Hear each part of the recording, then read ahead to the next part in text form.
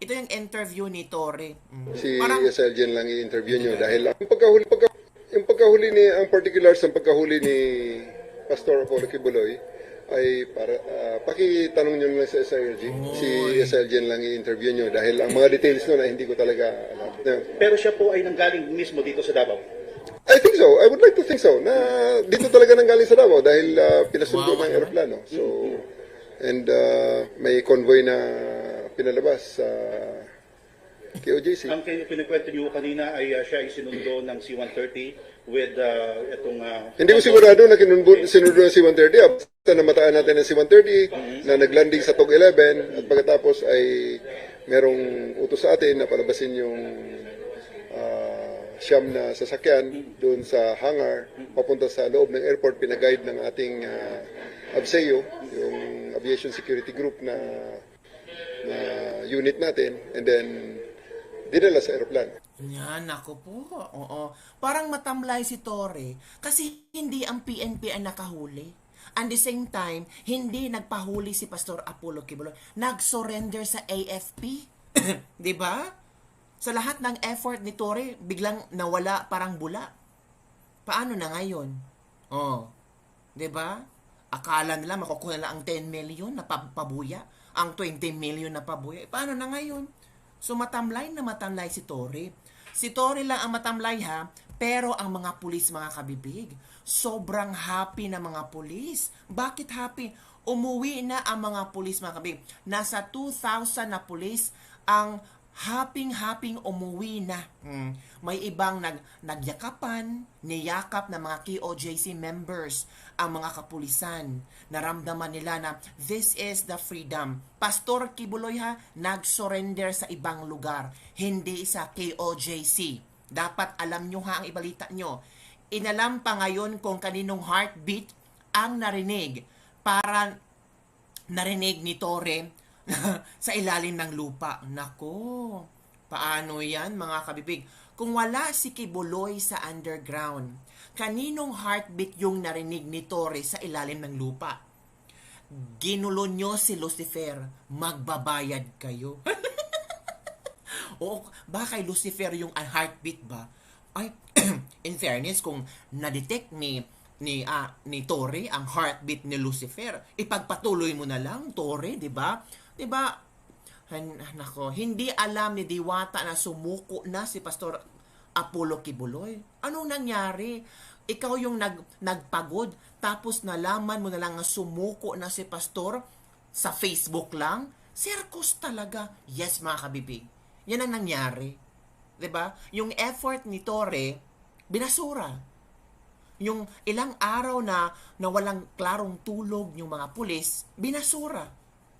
So, sino ang author ng story na ito? Sino ang nagpasakay kay Torre? Sino kaya ang author na ginawang gago si Torre? Pinahiya si Torre sa madlang people, sa social media. Di ba nakakahiya? Wala pala si Pastor Apollo Kibuloy dyan sa KOGC, tapos sabi mo, heartbeat. Nako. At ito mga kabibig ha, grabe no, kahit ano ba, kahit galit na galit ang KOJC members, tapos ito na yan kabibig ha, ito nagyakapan ang mga pulis at ang KOJC members. This time parang they forgive each other mga kabibig, which is the very good, di ba? Nag-iyakan kasi alam na mga pulis na mali talaga ang ginagawa nila. Pero sumusunod lang sila sa utos. Ngayon lang talaga na ilabas nila kung ano yung totoong saloobin nila. Di ba kabibig niyo, nag-iyakan sila o meron pa nagpa-picture, di ba? O meron pang nag-handshake. Di ba? Alam natin kabibig these policemen and women, na force lang talaga sila. Kasi trabaho nila. Tapos may heartbeat pa, di ba? So lumayas na sila, 'di ba? Nagyakapan. So sabi ng isang netizen, PNP, tumulong kayo sa paglinis at pag-ayos ng KOJC compound. Yan. Nako po. Ayan Pangiti-ngiti pa daw kayo mga pulis. Ito pa. 'Di ba? This is a touching picture mga kabibig. Kasi at the end of everything, we have to hug each other. Ang mga pulis ay ginagawa yung trabaho. Ang KOJC members naman, talagang pinaglaban nila kung ano ang kailang karapatan. 'Di ba? At the end of the day, yung pag-surrender ni Pastor Apollo Kibuloy, yun pala ang magiging hudyat ng bagong istoryang lalabas. Nako, ano kaya ang bagong istoryang lalabas, mga kabibig? Nako, mga kabibig. Hintay-hintay lang tayo sa bagong istoryang ilalabas nila. Sobrang happy po ang KOJC members na nakapasok ulit sila sa kanilang cathedral for over 2 weeks of police siege. Grabe, no? Sobrang makabibig, oh. Nako, paano yan? Isang malaking problema yan. Ni Torre, hindi pala niya alam na sumuko na si Pastor Apollo Kibuloy. Sa Facebook lang pala niya nalaman na sumuko na si Pastor Apollo Kibuloy. Grabe naman si Torre, walang kaalam-alam. Pati si Abalos, hindi in-inform si Torre na, General Torre, may inform ako sa'yo, sumuko na si Pastor Apollo Kibuloy. Ang media pa ang nag-inform kay Torre. So, ginawang tanga si Torre. Diba? Pagkatapos ng ilang araw na paghuhukay nila, hindi man lang maka-inform si Abalos kay Torre. Si Abalos, makabibig, nag-post talaga. Ano ba ang post ni Abalos? Ang post ni Abalos is, nahuli na si ito ang post ni Abalos, ha? Nahuli na si Pastor Kibuloy. Ito ang post ni Abalos. Nahuli or sumurrender. Dapat be clear with the information. O yan, Binhor Abalos, nahuli na si Pastor Apollo Kibuloy. Dapat sana sumurrender na si Pastor Apollo Kibuloy. Hindi nahuli. Diba? Sumurrender sa AFP. Si Abalos talaga. Mali pa rin yung mga news nyo. Correction, i-correct nyo po. Binhor Abalos. Kawawa naman si Torre. Walang kaalam-alam na nag-surrender na si Pastor Apollo Kibuloy. Kung hindi pa siya na-inform na sa Facebook or sa mga news outlet, patuloy siya maghuhukay doon sa KOJC at dadami pa ang kanyang kaso. Diba? Kawawa din si Torre, oy. Diba? Ginawang tanga. Diba? Naku, si Abalos na naman, paepal. In fairness, hindi sumurrender si Pastor Apollo Kibuloy sa mga PNP kasi mahilig naman ang mga head, ang CIDG, secretary, magpaepal. Kagaya nangyari kay Alice Goo, si Marbel at si Abalos pumunta sa Indonesia, nag-selfie-selfie. So, talagang alam na ni Pastor Kibuloy na kung mag-surrender siya sa CIDG, there's a possibility na magpa-selfie-selfie ulit sila. Di ba, mga kabibig? Dahil sa first to break, di na hinintay ng MSM kung ano talaga ang nangyari. Pati nga government media organizations, kuryente, clickbait ba, secretary, at lahat kayo ay nahulog sa kanyang agenda setting? Akala ko ba may campaign kayo sa fake news? Basta ang una nyong report ay arrested. Gamitin nyo ang logic nyo. Paano captured na huli, di nga makita ang heartbeat? Saan siya na-captured? Di ba dapat may corroborating information kayo bago maniwala sa isinulat sa MetaWall? Isang pangungusap na kulang sa 5WS. Tama? Husay, no? Diba? Kasi, nagpa-epal na naman si Pero, kabibigan, nagpasalamat si Torre. Nagpasalamat si Torre, ni Pastor Apollo Kibuloy, na na-realize ni Pastor Apollo Kibuloy na tama ang kanyang gawin, kundi harapin na talaga ang batas. Tapos, anong mayroon si Torre sa ginawa mo sa KOJC? Managot ka rin. Ito, mga kabibig, ito yung video ni Torre na nagpasalamat siya. Ito. KOJC. Ang kinikwento nyo, Ang mga details nun ay hindi ko talaga alam. Okay, so pakina lang at hindi Pero pa rin siya po- hindi ko talaga alam ang mga details niya. pero siya po ay nanggaling mismo dito sa Davao.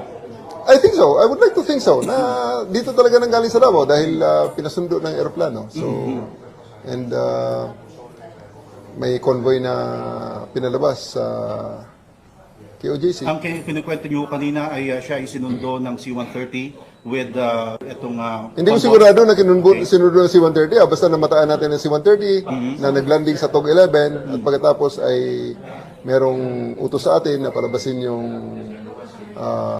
siyam na sasakyan doon sa hangar papunta sa loob ng airport. Pinaguide ng ating ABSEO, yung Aviation Security Group Matamlay si Tory talaga, matamlay. unit natin, Sad. and then dinala sa aeroplano. So RD, ano pong masasabi niyo kasi all the while, habang kayo ay busy rito, nandito pa rin talaga. At tama po yung sinasabi niyo, nandito si Apollo Kibuloy. Hindi naman tayo nagduda dun. There's no doubt that he's here. Ang pagtatago nga lang. At napag-aralan natin kaya medyo humaba ang ating paghahanap. Dahil Until now, wala ka pa rin nasa KOJC compound si Kibuloy. napaki nga ng lugar. Kaya napag-aralan din naman natin, natututo rin tayo. At saka ako'y nagpapasalamat din kay Pastor Apollo Kibuloy for the realization na ito na talaga ang tamang gawin.